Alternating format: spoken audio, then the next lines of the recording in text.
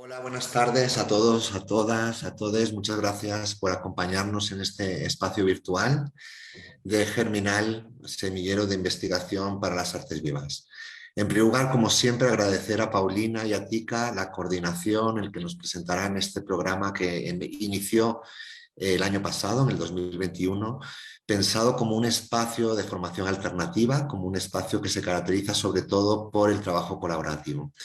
Esta temporada, este 2022, Germinal se propuso generar encuentros virtuales, encuentros con colectivos de investigación dentro y fuera del campo de las artes, investigadores individuales, artistas que venían trabajando desde el enfoque de las artes vivas. De esta manera pretendíamos conocer, escuchar, compartir prácticas y pensamientos en el territorio boliviano. Nos parecía oportuno contar con invitados internacionales y que las sesiones con los invitados internacionales pudieran ser abiertas a todos aquellos que quisieran participar. Y hoy nos encontramos en la segunda sesión de este 2022 y contamos con Marie Bardet, a la que también agradecemos muchísimo que haya aceptado la invitación de formar parte de Germinal. Yo sin más le voy a dar la palabra a Tika y a Paulina, que nos van a presentar a Marie. Como sabéis, podéis ir dejando vuestras consultas en el Facebook y las iremos trasladando si tenéis algún comentario o alguna pregunta que hacerles. Así que sin más, Tika, Paulina, os dejo. Hola, muy buenas noches, buenas tardes, buenos días, dependiendo en qué momento están viendo esto. Bueno, queremos dar la bienvenida a Marie, que nos acompaña en esta ocasión. La voy a presentar yo, esta vez voy a tener ese placer. Bueno, Marie Bardet hace filosofía y también danza. Ella nació en un pueblo de Francia y vive ahora en Buenos Aires. Su hacer y su pensar corren las fronteras entre teoría y práctica y se nutre tanto de improvisación y las prácticas somáticas como de la filosofía contemporánea y de los pensamientos prácticas feministas y queer. En todo ese arco tensa los problemas que recorren los cuerpos y la política, configurando espacios comunes de multiplicidad artística y pensamiento situado. Es docente investigadora del EIDAES UNSAM y dirige el posgrado de prácticas artísticas contemporáneas del EAIP UNSAM. Acompaña procesos creativos y de residencias, transducciones del 2021, 2022 es del CCK, del Centro Kirchner, y varias cosas más. Da talleres independientes también, desarrolla conferencias escénicas, y pues ahora tenemos el gusto de estar con ella. Entonces, nada, bienvenida Marie, muchas gracias por estar con nosotras, por aceptar la invitación, y pues nada, estamos aquí para deleitarnos y nada, tener esta charla contigo.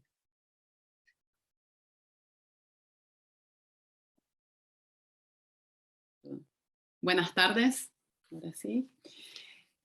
Un gran gusto estar con ustedes, aunque sea en este sentido extraño de por pantalla, y siguiendo alimentando las ganas de viajar y de poder encontrarnos en La Paz en alguna ocasión, pero por ahora seguimos así. Muchas gracias por la bienvenida de Juan, por la presentación de Tika. Venimos conversando con Tika y Paulina en estos últimos meses, en estas últimas semanas, en torno a la trama y a la tejedura de este semillero, y la verdad que ha sido una muy linda experiencia, y la propuesta de hoy, más que una conferencia o una gran presentación, lo que hice fue hacer un texto que intentara retomar algunas de las preguntas y de las conversaciones para yo también seguir alimentando esa trama que están haciendo desde ya el año pasado. Así que agradezco especialmente a Paulina y Tika por las tramas desde las que hacen esto posible, y también agradezco la ocasión de seguir pensando en complicidad con Sofía. Voy a leer en parte esta propuesta, este diario casi de recorrido e investigación que tuvimos en los últimos tiempos, y también compartir un trabajo mío más hacia el final de nuestro encuentro. Empiezo poniendo voz a otra voz. ¿Cómo nos relacionamos y cómo nos inscribimos en el campo de la práctica que hacemos y cómo ese campo se desborda haciéndola? La práctica escénica es un modo específico de producir bloques espaciotemporales, imágenes materiales, modos de percibir y conocer, por donde se hacen pasar afectos que son conceptos. ¿Cómo lo hacemos? ¿Cómo participamos de esa potencia de materialización? ¿Cuáles son las prácticas performáticas que activamos en nosotros y compartimos públicamente? ¿Nuestra práctica es autónoma o está colonizada por las filiaciones y los tutelajes del campo donde activamos? ¿Estamos dispuestos a rajarnos de esas estructuras de obediencia? Si nuestra práctica escénica es un modo de rematerializar los movimientos de la tierra, ¿es a la vez un modo de rehacernos a nosotros mismos? Las prácticas que inventamos, los afectos que hacemos pasar mediante ellas, no nos dejan indemnes.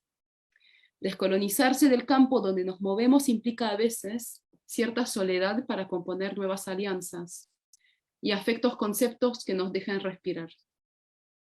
Sin embargo, es a partir de esa soledad que nuestra vida se puebla de alianzas insurreccionales con amigues impensadas y fuera de serie. Con esas alianzas insurreccionales e insurgencias afectivas colectivas se traman deseos comunes.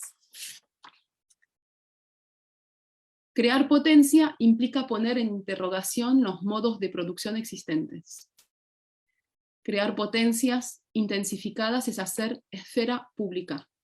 La esfera pública existe cada vez que por las potencias que la afectan. Las potencias insumisas crean relaciones que no existían aún, usan los recursos de una manera nueva. Y una creación escénica es posible a partir de esa intensidad menor que se resiste a ser pensada. A partir de una impotencia se produce potencia. ¿Cuál es nuestro lugar de lo impensado, de nuestra impotencia? Ahí, en eso que nos afecta, en eso que nos hace gritar, en la rabia contra lo único, en cada hartazgo. Pero también en cada brote de dicha hay una posibilidad para pensar y crear. ¿Cómo hacemos lugar a ese grito? Nuestro lugar de enunciación singular, desde donde nos manifestamos, es un lugar a actualizar. Constantemente se nos escapa de nuestra voluntad y se nos impone. No es de nadie y es de todos los que participan ahí. ¿Cómo se construye esa trinchera de enunciación? ¿Desde qué sentires, qué corporalidades, qué privilegios, qué categorías? ¿Cómo hacer de ese lugar un lugar del deseo, como dice la amiga coreógrafa Paulina Mellado? ¿Cómo tejemos nuestro altarcito de invocación, nuestra tierra de manifestación, nuestro monumento de grito descolonizado y singular? ¿Cuáles son las preguntas que nos singularizan? Las preguntas gritos, las preguntas rabias, las preguntas hartas y las preguntas dichas. Empecé con un texto de Sylvio Lang en un texto que se llama Les artistes no hacemos obra, inventamos prácticas, que primero fue publicado en un compilado de Barbara Hahn y Agustina Muñoz, El tiempo es lo único que tenemos, que se publicó por Caja Negra en Buenos Aires, y también se publicó así a modo de fanzine, y es una manera para empezar a poner la voz, con la voz de un amigo, aliado, que formulaba esas preguntas que me parecían muy cercanas en ese texto a las que nos convocan hoy, desde la terminología, digamos, de prácticas escénicas y de performance. Por mi parte, lo primero que dije en nuestras conversaciones, con los ojos, oídos, labios pasados por pantalla, entre el corte de pelo bien rapado de Tika que ni conocía, las manos miradas de Paulina que iban y venían, y los destellos, pómulos, ojos que se pliegan en sonrisa de Sofía, que precisamente extrañaba de vuelta de Bogotá, fue: quisiera tomar la palabra para volverme una caja de resonancia de las conversaciones que tuvimos y de las que fantaseo que están teniendo y que podemos seguir teniendo. Y ojalá abrir con este texto unos huecos donde con tiempo puedan cada uno tomar y hacer sentido de lo que vienen a pensar aquí. Por eso, para habitar entre palabras y gestos, como un modo de prestar atención a los tonos de los músculos, a los tonos de la atención, a los tonos de la voz de algunas experiencias, para emitir, escuchar la voz volviéndose caja de resonancia y desorientar, orientar los oídos y las miradas, para escribir trazando algunos meandros que dan y que toman consistencia a nuestras vidas torcidas, decidí escribir este texto, carta, bitácora, y traer conmigo algunas amigas y aliades, como en este incipit del texto. Cacharrear, escarmenar, decamoter, décortiquer. Aparecieron así verbos mientras cada una en nuestras conversaciones intentaba acercar el proceso en el que se encontraba, las inquietudes. Los fuimos probando, los sopesamos con la boca, los ensalivamos con nuestros acentos, los pasamos de una a otra, para poder tejer nudos desde los cuales hablarnos a la distancia de la pantalla. Con Sofía, con Paulina y con Tika, en preparación de esta serie de encuentros. Probamos una serie de verbos, no para encontrar el mejor, el exacto, el que nos daría la buena idea, sino como una tentativa para acercar experiencias y preguntas. Entonces, primero me quedé pensando, ¿podría ser la teoría el tiempo tanteante de la palabra? ¿Podría ser la teoría menos la buena idea deslumbrante que el andar a tientas? A todas nos atravesaba la extrañeza de vivir en ese momento más o menos lejos del lugar donde nacimos.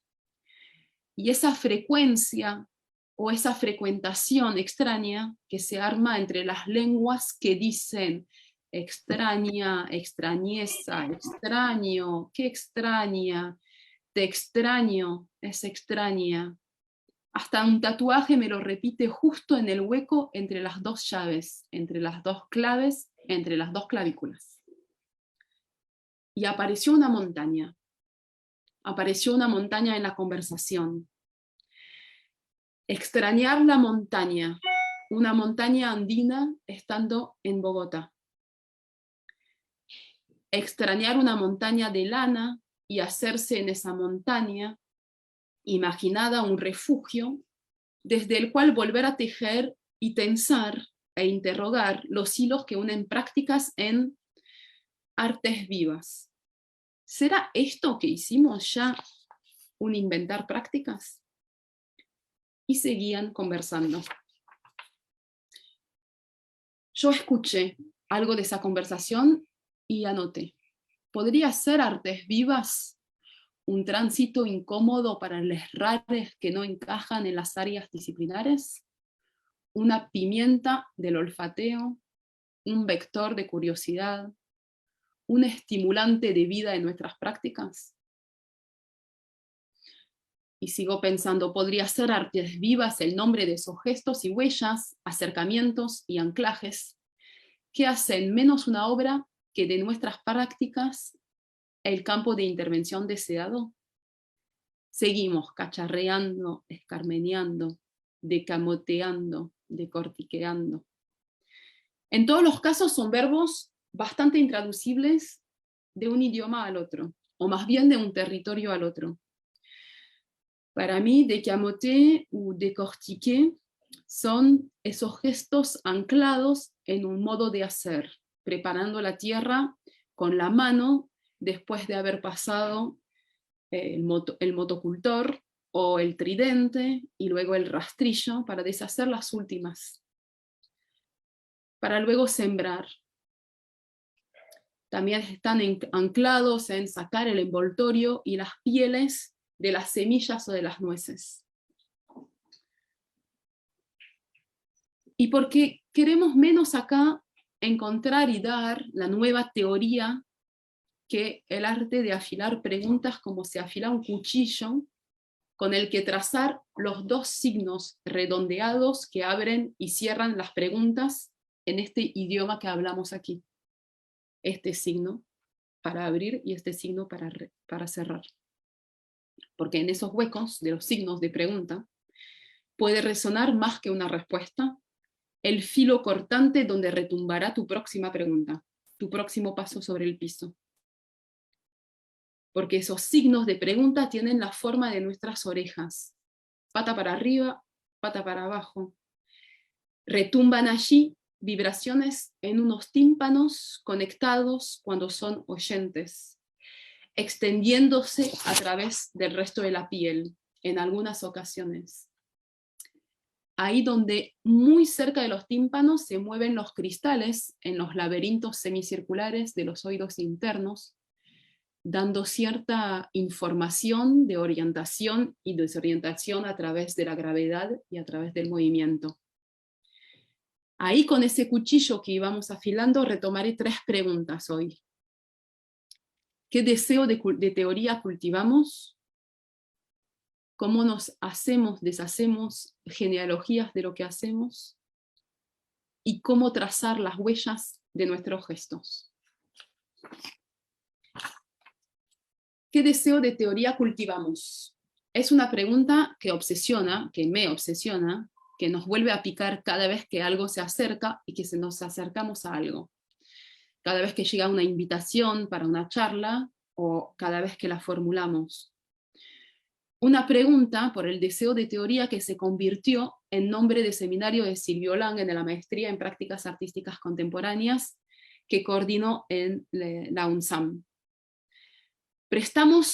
Si prestamos atención a la urgencia con tiempo que nos quema cuando aparece el deseo de escritura, el deseo de conceptos que conviven siempre con los afectos y las inventivas sensoriales que creamos. ¿Cómo hacer de esa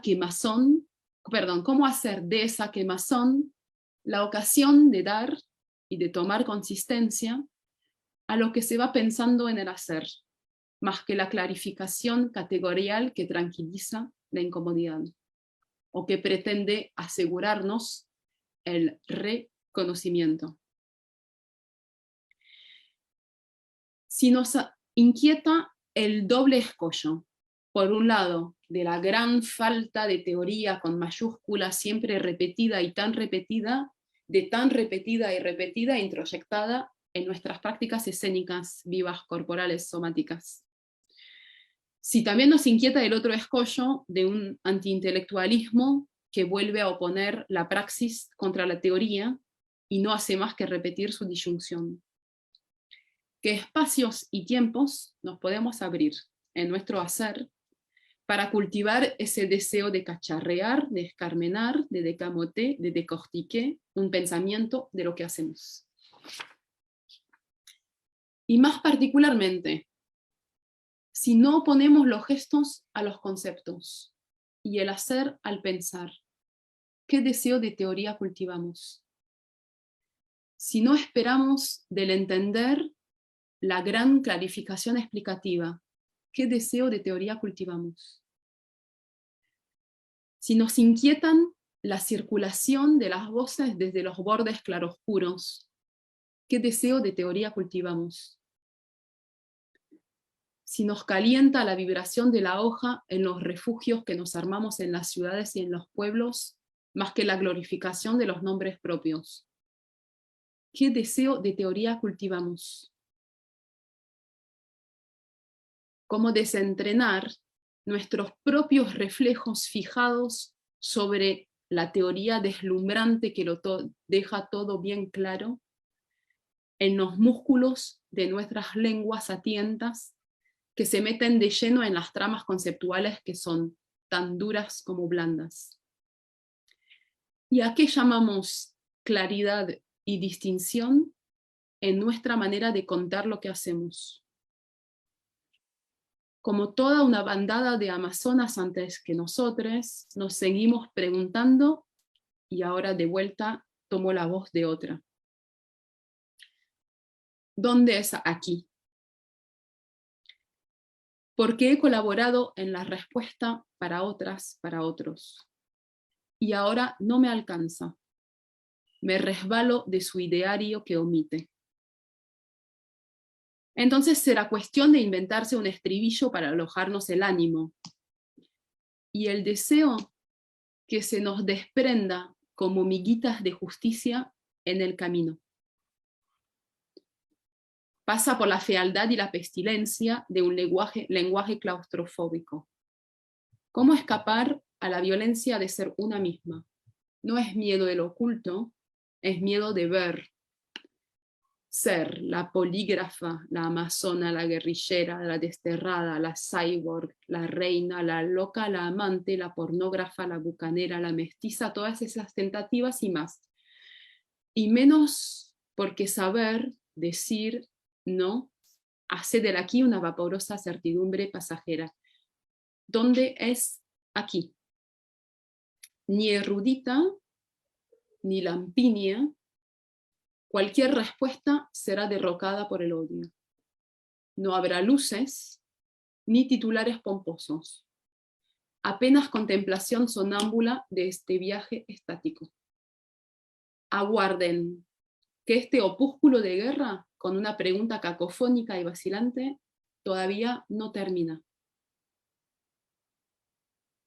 Esta es la voz de Val Flores en ¿Dónde es aquí? La segunda pregunta, ¿cómo nos hacemos? ¿Cómo nos deshacemos? Genealogía en lo que hacemos, es la segunda que esculpí con ese cuchillo. ¿Podría ser ese impulso teórico un modo de hacerse una genealogía? ¿De inscribir nuestras prácticas con otras, en otras, contra otras? ¿De conocer, de escudriñar los otros timbres de voces que hablan a través de las nuestras? Citar puede ser citar para hacerse un coro polifónico como guarida para sobrevivir. Citar también puede ser citarnos entre nosotros, porque el verbo citar es etimológicamente invocar, llamar, más que referenciar, a diferencia del to quote en inglés. Si hay aquí o si anda por allá un deseo de juntarse, tal vez sea menos porque harían todos, todas, todes, todo lo mismo, sino haciendo de lo juntarse o de lo juntes un tejido de interpelación. Podría ser citar un modo de interpelarse lo que hacen juntas. Citarnos también cuando bailamos. Cuando bailamos danzas de otras en nuestras danzas. Eso fue una pregunta, una obsesión que guió un dúo que nunca ocurrió, un dúo nunca realizado por interrupción pandémica con Fabi Capriotti, pero que igual en solo el esbozo, la pequeña semilla de ese dúo, esbozó su práctica inventada. Y vos tu rodilla, ¿a quién cita? Y esa vuelta con la espalda hacia atrás, ¿cita a alguien? Citar, también haciendo desviar la línea recta, straight, de la referencia de autoría y de autoridad, para desinscribirse y trazar a la vez. Trazar a la vez nuestras genealogías torcidas, nuestros archivos perdidos. Porque el modo de transmisión y referencia suele seguir la línea recta que le podemos poner muchos nombres. La línea straight, cis, heteropatriarcal, colonial. ¿Con qué fuerza blandas podemos ir siguiendo las líneas torcidas de nuestras vidas?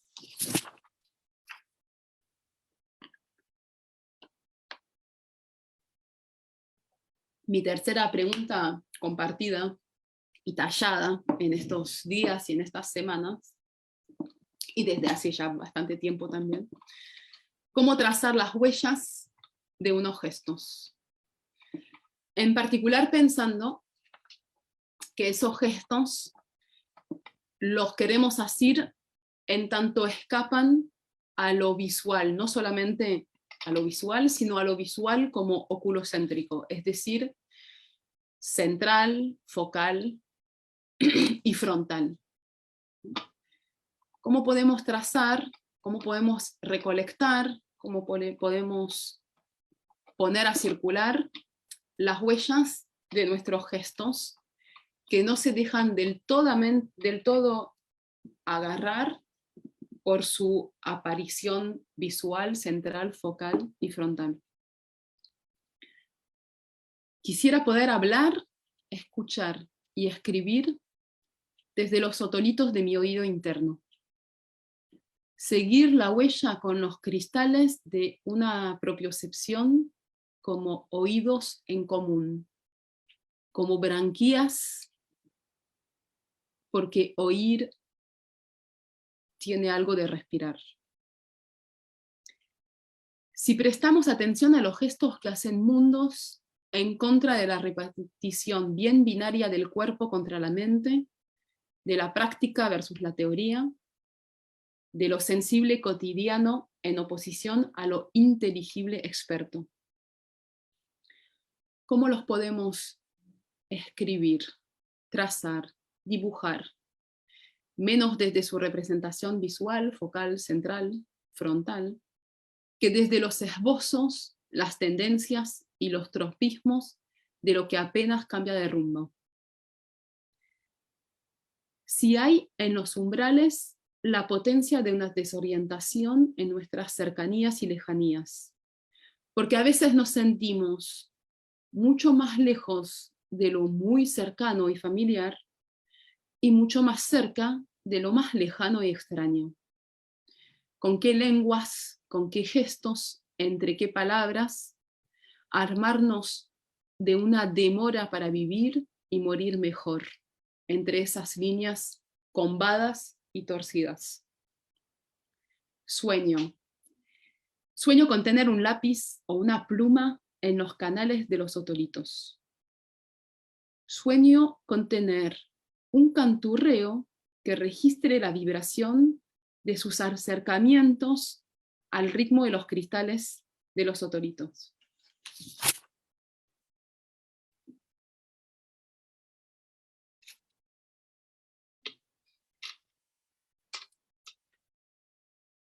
Y vuelvo a traer otra voz.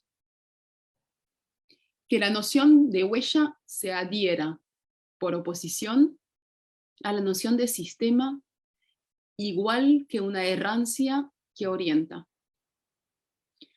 Sabemos que es la huella lo que a todos nos coloca, vengamos de donde vengamos, en relación. Ahora bien, la huella fue vivida por algunos allá, tan lejos, tan cerca, aquí allá, en la cara oculta de la tierra, como uno de los lugares de la supervivencia. Por ejemplo, los descendientes de los africanos a quienes deportaron, esclaves, a ese sitio que no tardaron en llamar el Nuevo Mundo, no tuvieron, las más de las veces, sino esto a lo que recurrir. La huella es al camino igual que la rebelión a la intimidación, el júbilo al garrote. Estos africanos de la trata que iban a las Américas llevaron consigo, allende las aguas inmensas, la huella de sus dioses, de sus hábitos, de sus lenguas. Enfrentados al desorden implacable del colono, fueron de condición tal, trenzada con los sufrimientos que padecieron, que supieron fecundar esas huellas, creando, más que una síntesis, unas resultantes que dejan sorprendido. Las lenguas criollas son huellas, abiertas en el charco del Caribe o del Océano Índico. La música del jazz es una huella reconstruida que ha recorrido el mundo, y también las músicas de ese mismo Caribe y de las Américas. Cuando les deportades cimarronearon por los bosques yéndose de la plantación, las huellas que fueron siguiendo no implicaron ni abandono de sí mismos, ni desesperación, aunque tampoco orgullo o henchimiento del ser. Y no agobiaron con su peso la tierra nueva igual que irremediables estigmas. Cuando violentamos en nosotras, quiero decir en los antillanes, esas huellas de nuestra historia ofuscadas, no es para perfilar con prontitud un modelo de humanidad que opondríamos por caminos ya trazados a esos otros modelos que nos imponen a la fuerza. La huella no tiene la apariencia de una senda inconclusa, en donde no queda más remedio que tropezar, ni de una senda sin salida que bordea un territorio. La huella va por la tierra, que nunca volverá a ser territorio.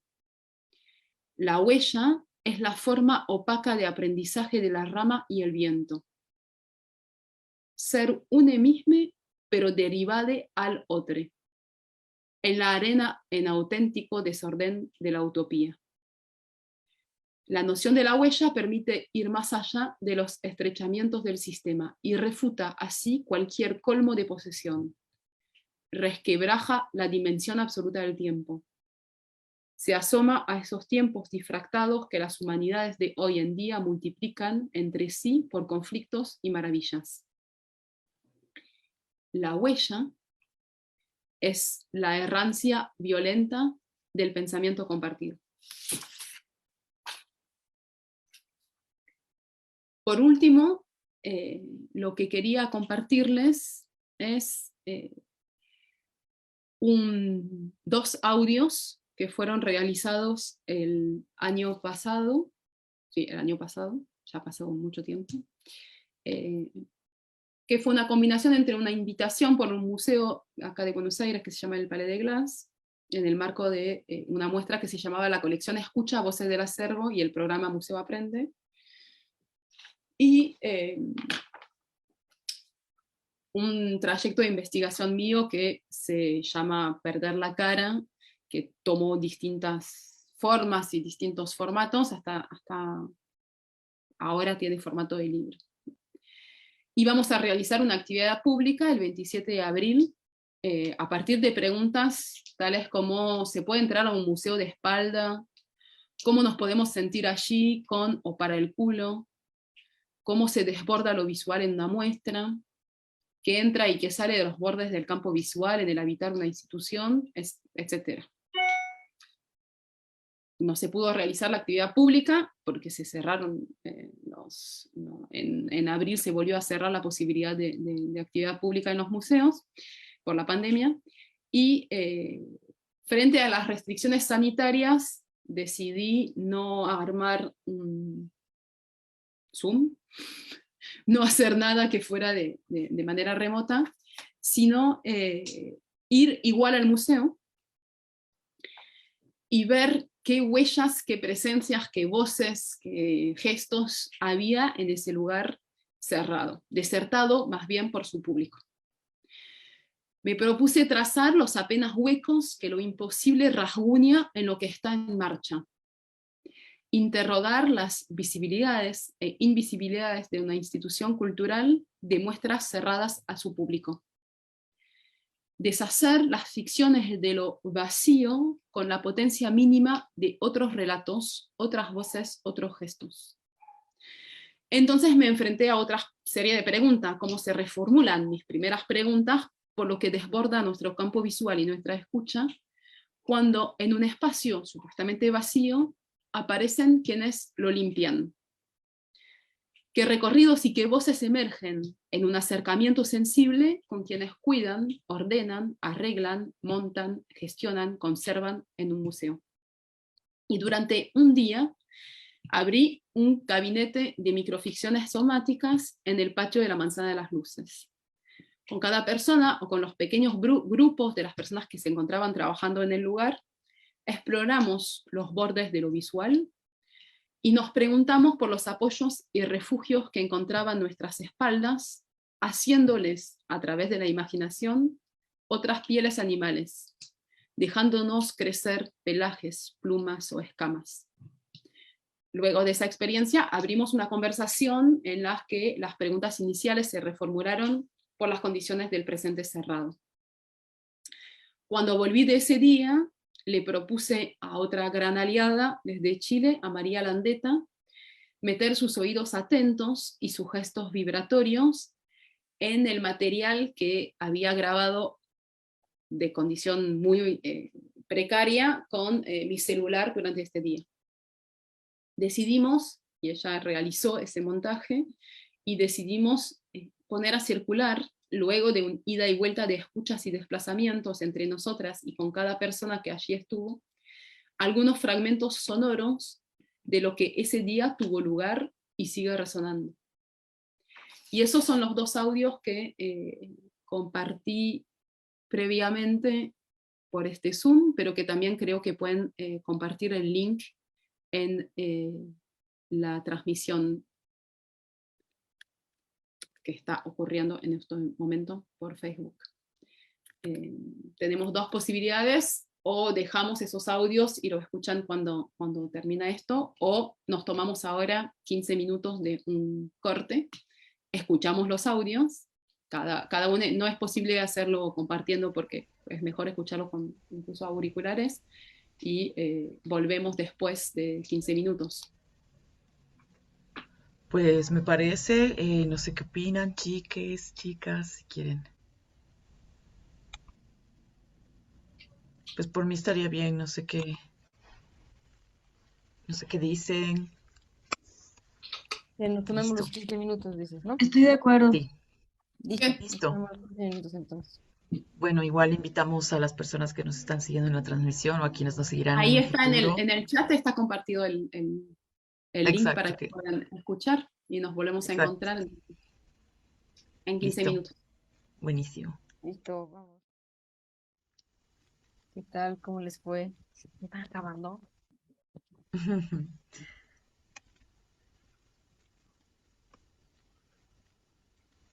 Bueno, mientras van acabando de escuchar los audios, muchísimas gracias, Mari, por compartir estas palabras con nosotras. Abres muchísimo el panorama para continuar imaginando esta tejeduría germinal, esta propuesta de trabajo para esta versión de nuestro semillero de investigación. Este espacio para juntarnos y poder revisar algunas nociones y mirar cómo es que estamos haciendo lo que hacemos, ¿no? Cómo estamos revisando nuestros quehaceres, cómo los estamos mirando también, y pues hay muchos lugares que tú has estado nombrando que pues nada, nos gustaría como abrir la posibilidad al diálogo, a la charla, y pedirles a todos que vayan prendiendo también sus cámaras.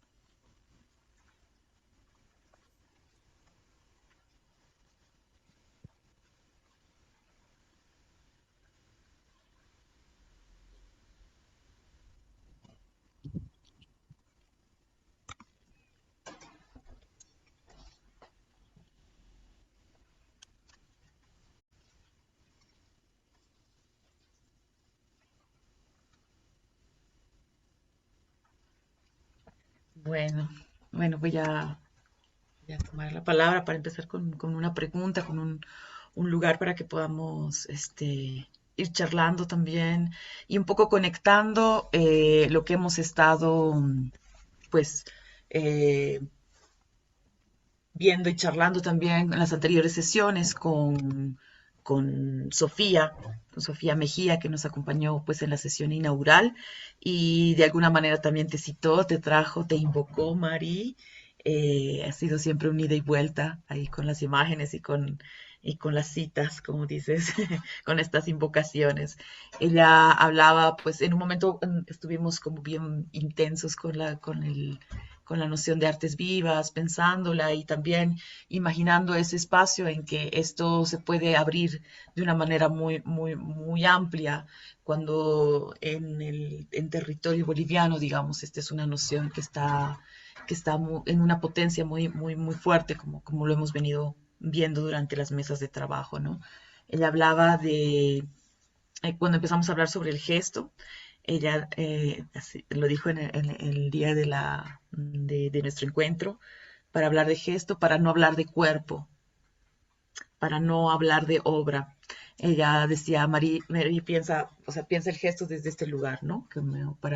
Habla de gesto para no tener que hablar de cuerpo, así como en la maestría, ella decía, como en este espacio de las artes vivas, desde Colombia, digamos, se hablaba de gesto para no hablar de obra, ¿no? No sé, siento que también hay un espacio de este gesto que tú has estado invocando también en esta bitácora que nos compartías, que, que nos parece como súper interesante que podamos intentar retomar también desde ese lugar, también porque siento que en este grupo de artistas, no artistas, hacedores, de este quehacer también en territorio boliviano, pues muchos tienen un trabajo desde esta aproximación al cuerpo, ¿no? Entonces, eh, nada, estábamos pensando como también eso que quedaba resonando con la participación de Sofía hace ya 2 semanas.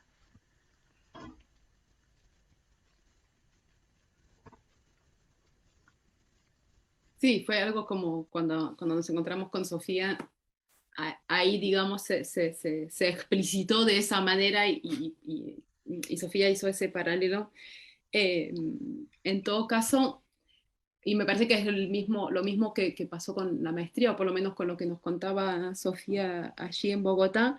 eh, si es hablar de gesto para no hablar de cuerpo, o hablar de gesto para no hablar de obra, tampoco es para que nunca más haya cuerpo o que nunca más haya obra, ¿no? Y me parece que es bastante importante, digamos, que no es necesariamente un pensamiento en contra de, sino muy contra, ¿no? Muy cerca del cuerpo en todo caso. Esa investigación o esa búsqueda o esa obsesión con los gestos. Y no es en todo caso tampoco para reemplazar una categoría por la otra, porque gesto sería lo mismo que cuerpo, sino que es una manera de ir sobreviviendo en un trayecto que en mi caso pasó por, digamos, al mismo tiempo la filosofía y la danza, o en paralelo por trayectorias en mundos de danza y en mundos de filosofía, con esa inquietud de no hacer del cuerpo un objeto sobre el que pensamos, ¿no? Repitiendo un gesto dualista de una serie de operaciones de inteligibilidad, de entender, de dar cuenta, de contar, de explicar, haciendo del cuerpo un objeto sobre el que pensar, sino para mí se trató como de la necesidad de un giro, de alguna manera, o de una desorientación, reorientación, donde el pensamiento podía ser eh, escuchado y transmitido al ras de los gestos, ¿no? Es un truco, no sé, como una toma de aikido una reubicación, una resituación, eh, desde una preocupación que era tanto en la danza como en la filosofía, para dar cuenta o para justificar o para explicar o para valorar o para pedir reconocimiento de las prácticas, el riesgo de hacer del cuerpo ese objeto sobre el que pensamos, en vez de poder, lo que a mí me parece una vocación política, una vocación vital, de que las condiciones mismas del pensar se encuentren interrumpidas por esta existencia material, sensible, en relación con el entorno, etcétera, que a veces se deja encapsular, digamos, en la idea de el cuerpo, ¿no? Ese es el gesto de los gestos, digamos, o de pensar en términos de gestos o de traer los gestos. Y por otro lado, también ha sido una manera de conectar entre sí o de poner en un mismo plano de vida y de búsqueda eh, gestos muy distintos y no exclusivamente de la danza, ¿no? Es decir, bueno, lo que ha pasado es que con esa mirada gestual con esa obsesión gestual, o en esa agudización de un oído interno por propioceptivo por los gestos, también fue una manera de poder pensar en un mismo plano los gestos de cultivo, los gestos de las prácticas somáticas, los gestos, la suspensión de los gestos durante el paro feminista, una serie como de ocasiones que pone en un plano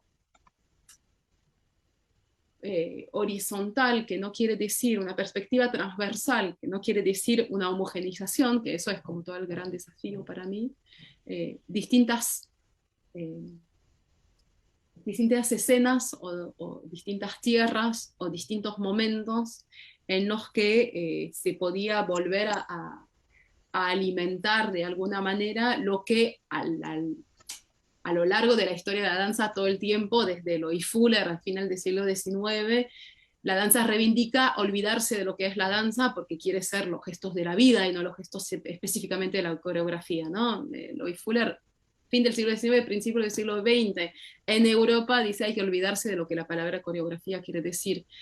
Como en nuestras prácticas de danza, muy lejanas, en otro contexto y en otras dinámicas políticas, culturales, históricas, eh, la danza sigue teniendo puede seguir teniendo esa interpelación por hacer alianzas con otros gestos que no son los gestos eh, estrictamente bailados, o usar esos gestos bailados como una interpelación a, a esos gestos de otras vidas, ¿no? Ahí fue como una segunda, digamos, dirección de esa obsesión por los gestos. Pero insisto que de la misma manera que creo haber escuchado y haber entendido que cuando, bueno, nos damos cuenta con Sofía y como no, como gozamos nuestra complicidad, decimos, bueno, vos usas gesto para no hablar de cuerpo, en la maestría usamos gesto para no hablar de obra, pero que no quiere decir que no, no, si podemos suspender durante un ratito la tendencia categorizante de decir, bueno, entonces es mejor, porque es la nueva teoría, y es mejor hablar de gestos que de cuerpo, sino como, o de gestos que de obra, ¿no? Que es muy lindo por eso, digamos, en continuidad de nuestra conversación con Sofía, traje este texto de Silvio Lang, que dice, bueno, los artistas no hacemos obras, inventamos prácticas, y lo dice él también, digamos, eso no quiere decir renunciar a la obra, sino qué tipo de relación de fascinación establecemos y de objetualización establecemos tanto con los cuerpos como con las obras. No sé si era por ahí que querías ir, pero... Ahí, lanzar. Pues nada, así que vamos a ir como hacemos generalmente, compartiendo las participaciones. Podemos ponernos ahí por el chat si alguien quiere decir algo, no sé, está bien. O levantar la manito, levantar la manito. También. existe, hay una función. Sí, sí, sí. Sí. Levantar la manito. O interrumpir también la clásica. Sí, Ok.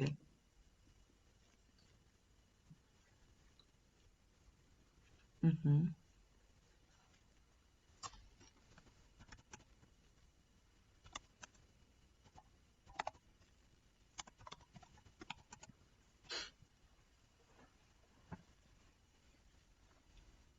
Sharon.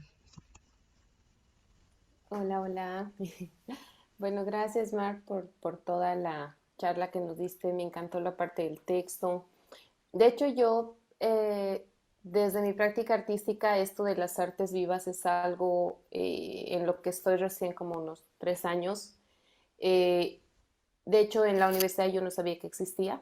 Entonces, eh, me ha abierto muchas luces y muchas conexiones de cosas que siempre han estado, digamos, como inquietándome para hacer, pero que yo me limitaba porque como que no es de esta área o como artista plástica solo puedo hacer esto y no tiene relación con la danza, que no puedo relacionar con este otro. Entonces, creo que la libertad que uno tiene, incluso hablando esto del gesto, el entender qué es gesto, te lleva a otras posibilidades infinitas de crear. Y justamente viendo en el link lo que nos pasaste, me cuestiona mucho algo porque yo he estado trabajando este año igual con el tema de entrevistas, algunas que son así muy improvisadas, porque precisamente es complicado a veces hablar frente a una cámara, ¿no? Es como que la persona a veces se cohíbe de lo que puede decir. Y en tema de audio y montaje, me gustaría igual preguntarte si las personas a las que tú entrevistaste, que son las personas del museo y demás, al final escucharon los audios y si hubo como esa retroalimentación por parte de ellos, si de repente era lo que ellos imaginaban que iba a pasar con las entrevistas, entonces eso me gustaría poder escuchar que nos compartas. O sea, primero es la primera vez que hago eso, o sea, lo que les comparto es también lo que surge y no desde un lugar de expertise o de decir, bueno, yo lo pensé y lo retrabajé y es exactamente así, sino justamente poder narrar, bueno, una situación que hace que hay una decisión semi-intuitiva, digamos, de igual ir y ver qué pasa en ese lugar. Y obviamente con todas las preguntas que puede haber en torno a las entrevistas y al extractivismo de la voz que puede ser una entrevista. En este caso no son entrevistas, eso para mí es súper importante, es decir, fue un taller compartido, un espacio de práctica compartida en un patio con una conversación después a partir de esa experiencia. No es una entrevista sobre el trabajo, no es una entrevista con una temática, con una guía de preguntas, sino una conversación después de una experiencia compartida. Obviamente les pregunté, ¿les parece que nos grabemos con mi celu? Y después, digamos, el audio en bruto está disponible para la gente del museo y el montaje fue, digamos, enviado a las personas que participaron para decirle, hicimos eso, están ok, que circulen, ¿no? Como,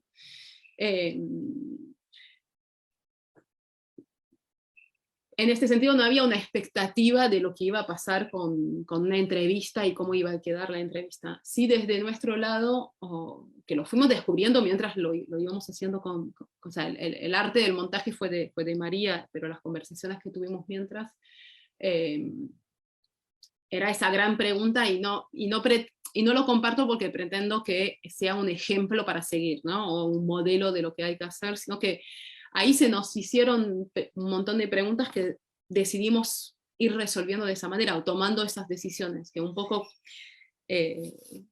dar consistencia a un pensamiento que está en la práctica, para mí releva de eso, ¿no? De poder contar cuáles fueron las decisiones casi formales que se fueron tomando durante el proceso. No es, por ejemplo, se podría volver a montar de otra manera, no es el único resultado posible de esos archivos, además súper mal grabados, y etc. Lo que sí queríamos o decidimos es guiarnos por las preguntas iniciales de cómo entramos de espalda a un museo, incluso para pensar el montaje sonoro, y por otro lado, con todos los otros procesos en los que estábamos en ese momento cada una, y María muy atenta a las vibraciones, ¿no? a las pudriciones y a las vibraciones. Sí hay algo en la decisión del tipo de montaje de que no sea, o por lo menos hay una pregunta que lo atraviesa, que es efectivamente hacer escuchar esas voces que quedan en ese lugar y que no suelen ser oídas, y al mismo tiempo ese audio no es una entrevista a esas personas, sino una toma de posición y palabra clara y distinta, ¿no? ¿Cómo se puede transmitir? En este caso, una experiencia somática de espaldas, que tenga ese carácter, vamos a decir, claroscuro o nítido, borroso, dentro del montaje. Una vez más, repito, no es que sea la mejor la única forma posible, ni la mejor, ni el modelo, sino cómo podemos ver cómo las preguntas que nos hacemos forman algo e informan algo de las decisiones después súper concretas, ¿no? Y también de los materiales con los que trabajamos.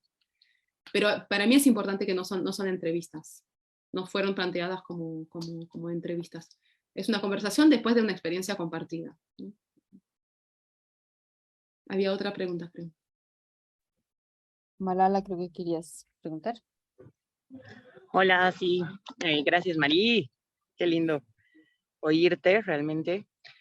Sí, a mí me cuestiona esto, porque también yo siento que es como una herramienta muy útil para mí, la dialéctica, ¿no? Por ejemplo, pero ¿por qué no es tomada como gesto, ¿no? Dentro de los procesos creativos, a mí me es fundamental, digamos, esta herramienta, porque genera subtextos, genera metatextos, un montón de información, y es parte de un gesto cuerpo, ¿no? Me parece.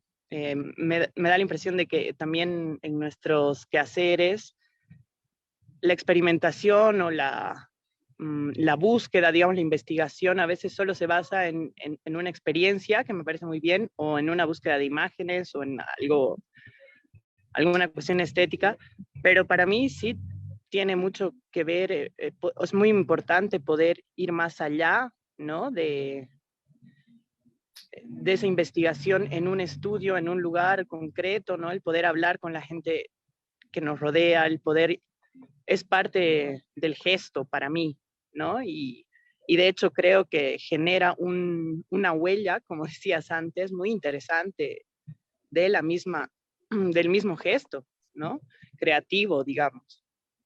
Y sí, me pasaba un montón que el año pasado estaba intentando hacer exactamente eso, partir por entrevistas para generar un concepto desde acá y desde ahí partir a una idea, ¿no? Y claro, no, me era difícil como comunicar que para mí es importante y es el gesto, ya es necesario este momento de diálogo con cuerpos desde todos los, digamos, aspectos, ¿no? No solo desde el movimiento, sino también desde una conversación que puedes tener en relación a un tema en específico, y poder generar una memoria de esto que luego puede generarse incluso esta bitácora que tú estás haciendo, ¿no? Bueno, para mí eso es una herramienta súper importante que trasciende, digamos, a la investigación del cuerpo como cuerpo establecido, que no habla además, ¿no? En ciertos momentos en la danza no, el cuerpo no tiene voz, por decirlo de alguna manera, así. Es como que hay una separación, ¿no? Del cuerpo, y no sé si estoy tan de acuerdo en esa separación. Ya, para mí es parte de un gesto, ¿no? Eso quería decir. Bueno, muchas gracias. Sí, tal vez por eso intenté como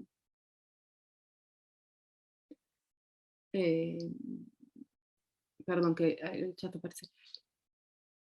Que tal vez hay dos, o sea, por eso de las charlas que tuvimos identifiqué esos dos escollos, ¿no? Como por un lado eso de, ay, pero no sabemos hablar, no sabemos teorizar, nos falta la gran teoría porque trabajamos con el cuerpo, porque, ¿no? Como reproduciendo a través de esa queja la disociación, o un antiintelectualismo, lo que llamo un antiintelectualismo, o algo de, no, pero somos pura experiencia y no nos importa nada pensar. Y que para mí, más que, o sea, obviamente es muy caricaturesco lo que estoy haciendo, pero a veces a mí me ayuda a pensar, casi un meme, digamos, ¿no? Bueno, lo que queda después del meme es una serie de preguntas, y que a veces es en la manera de formular el problema, estamos volviendo a abonar o a alimentar lo que nos hackea. A ver si puedo. Diciendo, sí, por supuesto, pero lo que me interesa es que más allá de la experiencia haya un estudio. El problema es pensar que dentro de la experiencia no hay ya un estudio, ¿no? Tal vez es más dar crédito, como se dice en portugués, ¿no? Acreditar ese pensamiento que está en ese momento, hay esa cantidad de decisiones, de cosas que decimos, y no es necesariamente un más allá. La calentura por tu pregunta y por tu inquietud, que haya algo de lo que vos llamas dialéctica que interpele a la gente alrededor, esa calentura no necesariamente viene después del trabajo con el cuerpo o de la experiencia.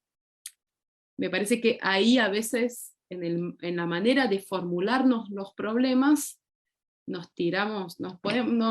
metemos un gol en contra. Eso, nos tiramos una bala en el pie. Ralentizando algo en la formulación del problema, a mí, en mi experiencia, es lo que es la metodología más lenta, menos plata, pero que de alguna manera rearticula o ofrece posibilidades como lo que están haciendo de juntarse a desandar caminos para reandar otros, de alguna manera, más que decir, bueno, ahora hay que pensar las cosas de tal manera, ahora la nueva teoría es ta, ta, ta, ta, ta, ta, o el nuevo concepto clave es ti, ti, ti, ti, ti, ti.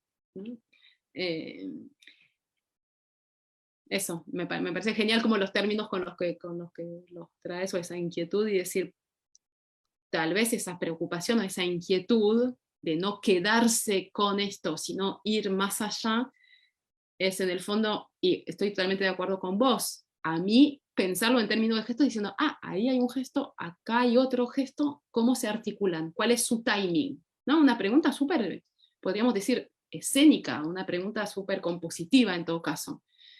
¿Cuáles son sus timings? ¿Cuándo aparece uno y cuándo aparece el otro? ¿Será que podemos tener un acercamiento, sí, compositivo con esas preguntas? Una preocupación compositiva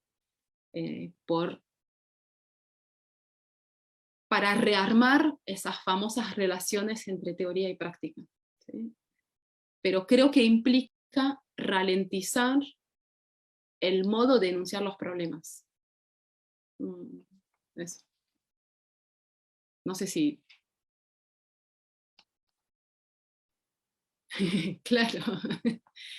Bueno, eso es otra cosa, bueno, el balbuceo puede ser otro timing, ¿no? Otro ritmo. Y que no siempre tomemos la palabra con la voz clara, alta y clara y distinta, no quiere decir que no cohabitemos con otros tonos de pensamiento e incluso otros tonos de palabras que están atravesando el modo en que nos movemos. O sea, y que ese modo de atravesar y de articular no es tan simple, y no es unilateral, y no tiene su modo de explicar, un modo de ser explicado. O sea,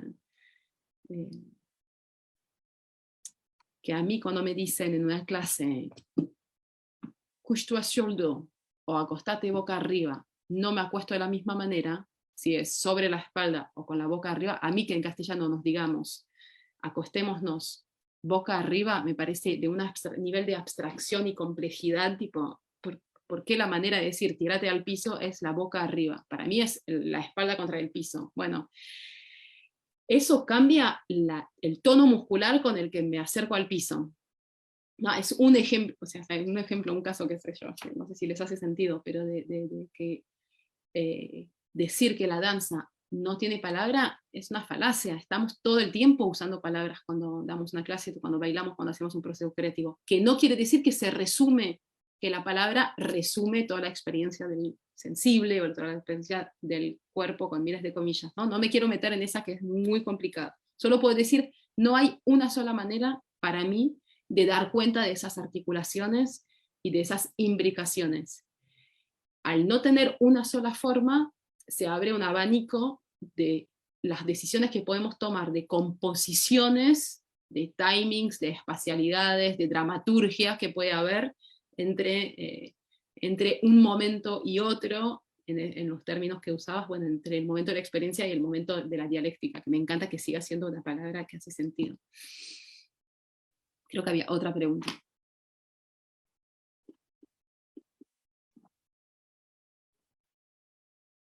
Sí, yo quería preguntar. Bueno, es más, es sobre los gestos. Yo no bailo, ¿sí? Pero me encanta ver danza. Me gusta la danza contemporánea, me encanta lo diferente que se ha vuelto para mí apreciar eso.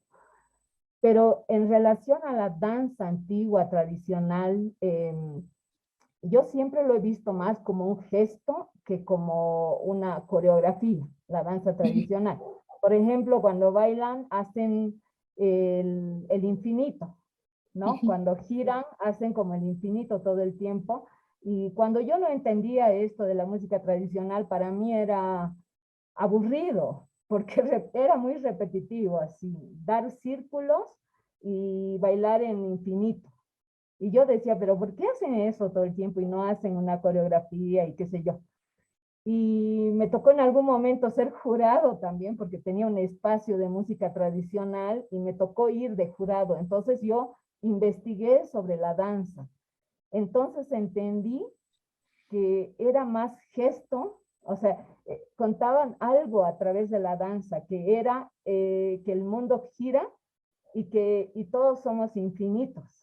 Y después de entender esto, era como, empecé a ver la danza de otra manera, ¿no? Y la danza contemporánea un poco me acercaba a esto también, me gustaba ver, yo no, alguna vez he practicado, porque mi hija hace eso, pero no como lo hacen las bailarinas. A mí me encanta ver lo que bailan, y lo entiendo también así, pero no siento eso con la música clásica.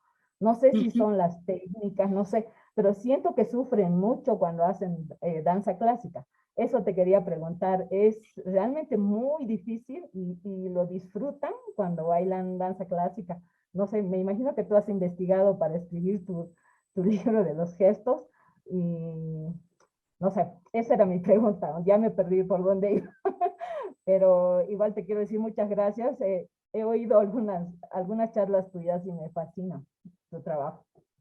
Eso nada más. No, muchas gracias por traer esa danza y también el gesto tuyo de ir a buscar y de cómo podemos pensar que el modo de acercarnos a alguna práctica también es un gesto de una decisión de cómo nos acercamos, de si buscamos información, si no buscamos información, ¿no? Como cómo es mirar cuando no tenés idea de lo que están haciendo y cómo es mirar cuando tenés algún tipo de explicación o de cómo se articula ese sentido con ese gesto. Segundo, aparentemente hay muy buena danza contemporánea entonces en Bolivia, porque si podés tener esa experiencia con una obra de danza contemporánea, chapó, digamos, porque no siempre es así. Y en todo caso, sobre danza clásica no puedo contestar porque la verdad que yo no bailo clásico, no bailé clásico, y me parece que es, o cómo decirlo de otra manera, la hipótesis de que sufren mucho es una hipótesis, digamos, bastante probable. Al mismo tiempo, las preguntas que se formulan, por eso traía como, la traía, por ejemplo, a Lovi Fuller, simplemente porque me enamoré de ella hace muchos años y no se me va ese enamoramiento, pero porque también las maneras de interrogar las propias prácticas, no es que ahora en los últimos años inventamos nuevas, ¿cómo decirlo? Que es una garantía de que porque es de la danza contemporánea no se sufre. Algo así puedo decir, ¿no? Y me parece que es importante, o lo que propongo es que afinemos la pregunta. Bueno, por ahí nuestro criterio o tu criterio es, che, ya que hacemos eso, tal vez podemos evitar lastimarnos, por ejemplo. Para otras personas, la cuestión de lastimarse no es un freno, digamos, para su propia práctica. Por eso digo, bueno, ¿cuál es nuestro problema con eso? ¿No? Es sufrir, es lastimarse. En todo caso, lo que me parece interesante de lo que traes es, hay distintas maneras en las que se articula el sentido con un gesto, ¿no? Por ejemplo, esa danza en infinito, a vos se te armó un sentido, primero un sentido que era el aburrimiento, que no deja de ser una manera de afectarse con una práctica. Aburrirse es una enorme afectación, digamos. Y después tomó otro sentido cuando fuiste a buscar y dijiste, ahora entiendo, ese infinito quiere decir eso. Me parece que cuando realizamos una práctica, cuando decidimos hacer una obra, juntarnos a presentar algo en el espacio público, hacer circular, lo que hacemos todo el tiempo es decidir, que no quiere decir que siempre sea así, ¿no? Pero por lo menos jugar a decidir el modo en que vamos a articular el sentido que se va a desprender de esa manifestación, ¿no? Hay veces porque queremos que se transmita esa idea que pensamos que estuvo armando esa propuesta. Otras veces porque nos interesa que esa intervención o esa propuesta desarregle algo de lo que se suele leer de los cuerpos, ¿no? Más como una suerte de disrupción. Doy algunos ejemplos, pero puede ser infinita. Y tal vez cuando ves una obra que no sé qué viste, pero de danza contemporánea, ese sentido se articula de otra manera, no tenés la explicación exacta de, bueno, querían decir eso y querían hacer eso, sino cómo ese gesto que está siendo hecho también interpela el gesto que es también un gesto que es el gesto de ir armando un sentido con todo lo que nos está atravesando cuando estamos en presencia de alguna práctica, alguna obra, alguna intervención. No estoy siendo muy clara, pero me parecía interesante lo que traes como una ocasión para decir, bueno, tal vez lo que se puede es ir pensando cada uno y juntos en cada ocasión el modo en que queremos que se articule ese sentido. Hay veces es que hay un relato que nos permite entender, ese infinito representa tal cosa, es la historia de tal cosa, me tranquiliza y me hace sentir como que entiendo por qué están haciendo esto durante horas. Tal vez, incluso cuando sé eso, se desprenden otros sentidos, como si fueran, no sé, olores de las plantas, como si fueran, no sé, desprenden sentidos, o te empezás a dejar llevar, y que ahí lo que entra en juego es lo que llamamos entender, ¿no? Yo me acuerdo muy bien haber ido, me acabo de volver un recuerdo, ir a ver una performance de Julia Hamilton, con quien yo trabajaba en ese momento, con alguien de mi familia que me decía, yo no entendí nada, es horrible, no me gustó, me aburrí, no entendí nada. Y al camino de vuelta me empezaba a contar todo lo que había visto. No, porque en ese momento, ¿por qué hace eso? ¿Por qué pasa tal máquina? ¿Y por qué después se esconde de tal? ¿Y por qué después había producido una cantidad de lecturas, ¿no? Que para ella no le hacía sentido, pero claramente había producido una cantidad de sentidos, porque es muy difícil no producir sentido. Muy difícil estar realmente en blanco y decir, no articulo nada, no se me arma nada. En general te arma algo. Tal vez no se te arma lo que solés reconocer como entiendo algo. Porque cuando decimos entiendo algo, en general hemos sido formateados, hemos sido con siglos y siglos, digamos, de una historia colonial, de una historia patriarcal, de una historia, etcétera, que entender es tener una idea clara y distinta, tenerlo bien claro y distinto y estar seguros de lo que estamos pensando, seguras de lo que estamos pensando. Entonces tal vez se trata como de volver a pensar qué llamamos a entender, ¿no? ¿Cuál es la sensación física? ¿Cuál es la tranquilidad en la panza? ¿Cuál es la imagen que se me arma? ¿Cuál es el ritmo de respiración que tengo cuando digo, ya entendí? ¿No? Cuando digo, ¿qué es el deseo de teoría que cultivamos? Es también qué es la sensación de entendimiento que cultivamos o que fogoneamos.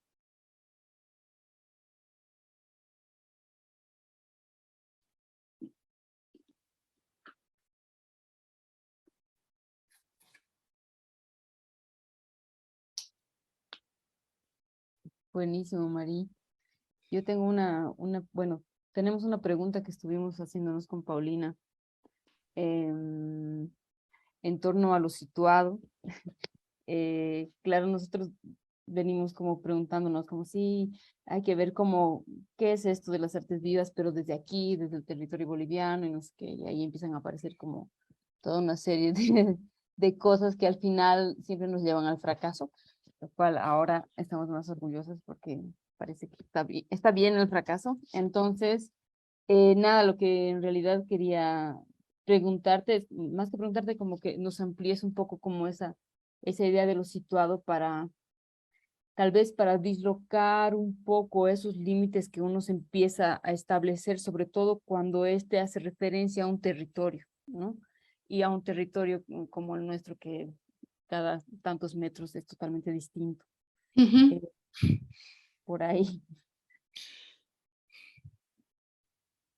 Tal vez lo que se me ocurre es, porque es gigantesca la pregunta, tiene muchas aristas y muchas implicaciones con las que me parece importante ser delicadas. Eh,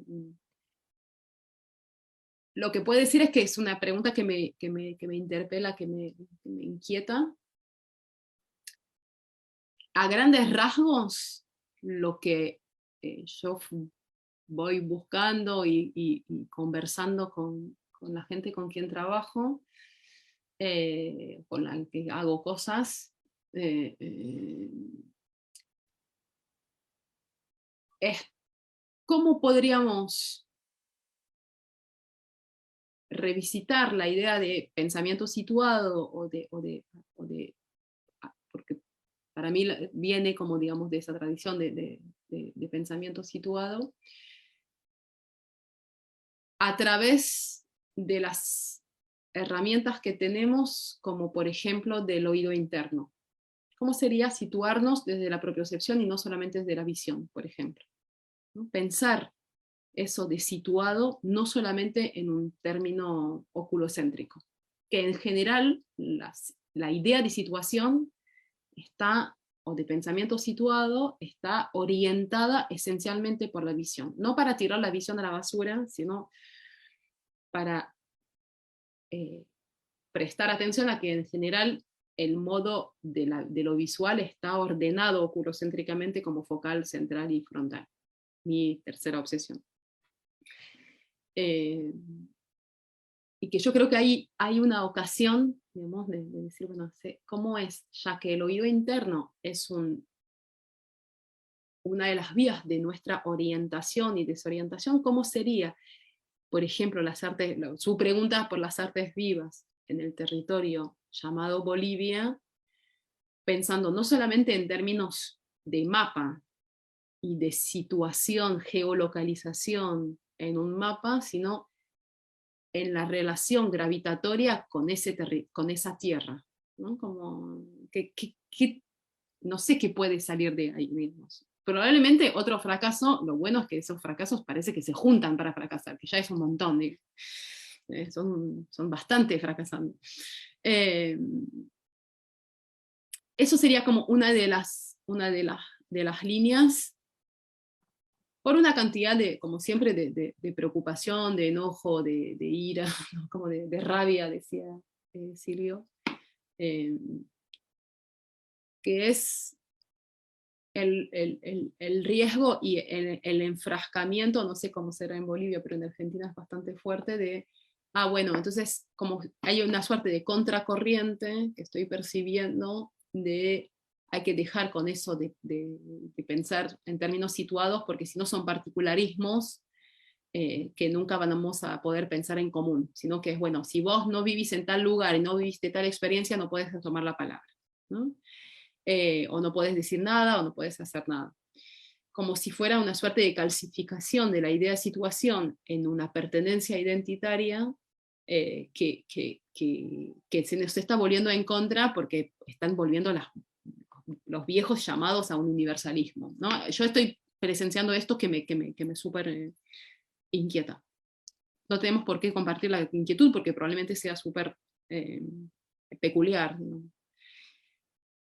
Eso serían como las dos cosas que se me ocurren. Pero lo otro que se me ocurre es que tal vez lo podemos dejar como, no sé, como chantier, como lo que querramos trabajar en el próximo encuentro juntos, y por ahí en el medio como compartir algunas cosas, algunos textos, algunas experiencias, y para poder tener más tiempo y delicadeza para meternos con eso, porque es, no sé, vitalmente, políticamente, afectivamente, súper candente, y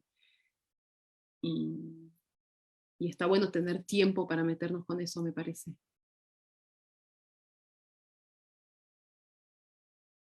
Y también porque, sobre todo porque me interesa escucharlas, como yo no voy a ser quien les va a hablar de lo que es situarse en el territorio boliviano, o sea, como no, sino poder ahí como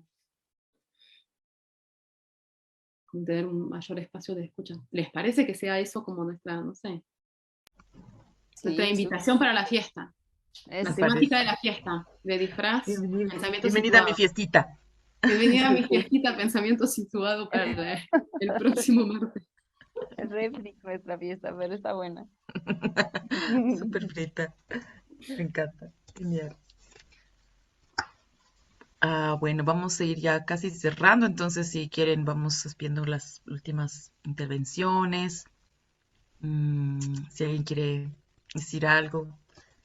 Eh, Particularmente me quedo muchísimo con este deseo de teoría, ¿no? ¿Qué deseo de teoría cultivamos? Y, y pues yo te agradezco mucho también como sobre todo ese momento de esta lectura, que de alguna manera se vuelve un manifiesto y que de alguna manera conmueve a pesar del dispositivo, a pesar de eso, llama mucho a esta pregunta muy, muy política, ¿no? Porque creo que también nosotras en Bolivia también este espacio por la teoría es realmente una gran nube impresionante que a veces nos puede sí, como ahogar también, ¿no? Siento que hay diferentes cuestiones y muchas reflexiones al respecto, y creo que, pues nada, este tipo manifiesto de qué deseo de teoría cultivamos me trae a mí mucha fuerza para seguir preguntándome y confiando sobre todo pues en estos espacios muy particulares, ¿no? Que se van creando también en ese sentido, sobre esta teoría, sobre este balbuceo también, como tú lo ibas nombrando. Bueno, ¿alguien? Camila dice el tono de los músculos asociado al tono de la voz. Hola, bueno, me animo, estoy un poco nerviosa porque bueno, no puedo creer, creo, de poder charlar contigo así directamente. Muchas gracias.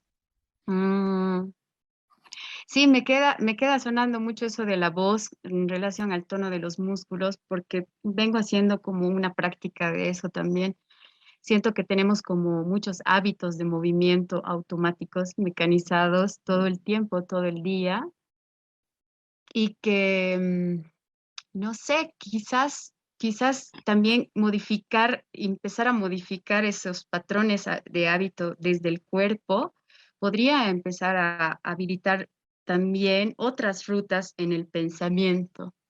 Entonces, como soy muy cabezona, y también hago danza desde siempre, he empezado como a volver al cuerpo desde una confianza plena al cuerpo. Entonces, como la práctica de si quiero hacer las cosas diferente, entonces voy a hacer que mi cuerpo haga todo diferente en el día a día o cosas así.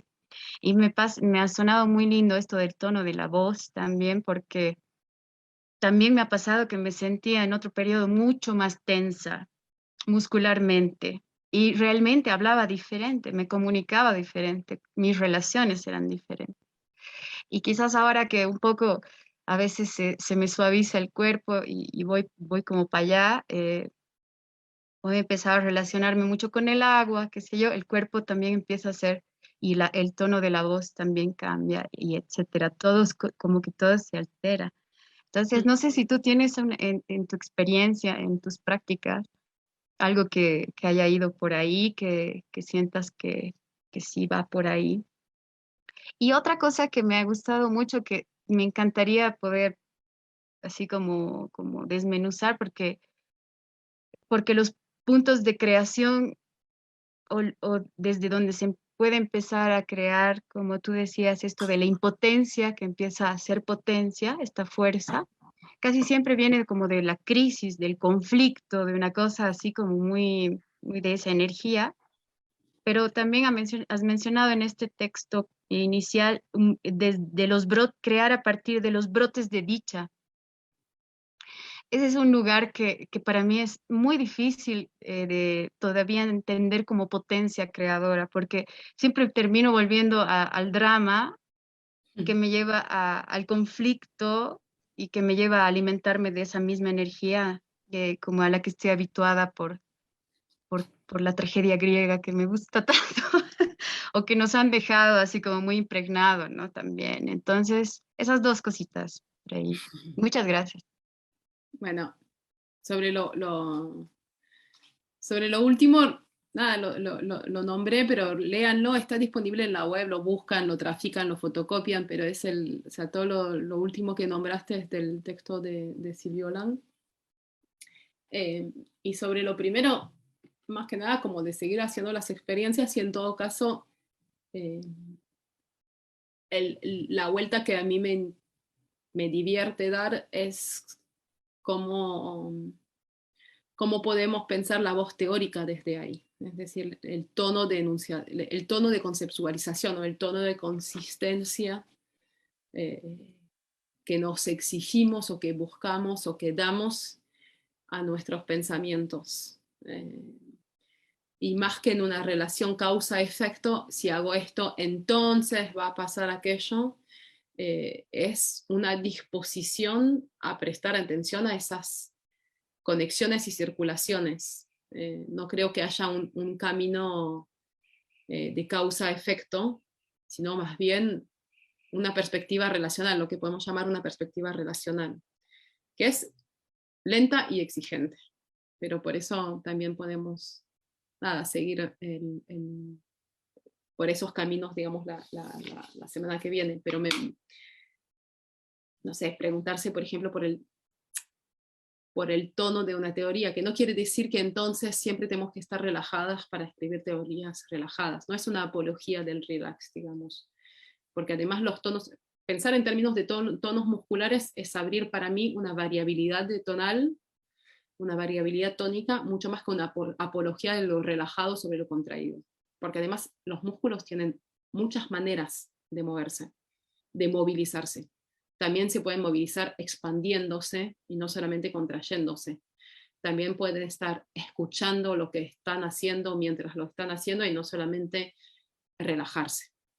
Creo que el diktat de la contracción, o sea, de la oposición contracción versus relajo, es tan grave como el imperativo de oposición entre activo y pasivo.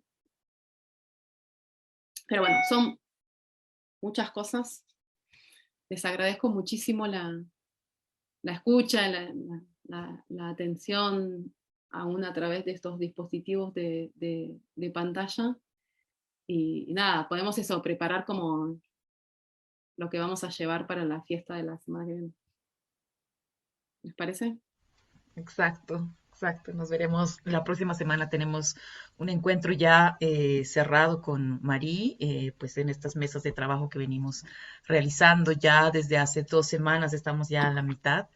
Y pues nada, nosotros nos veremos el próximo jueves, este jueves, en una sesión ya cerrada propuesta por Germinal.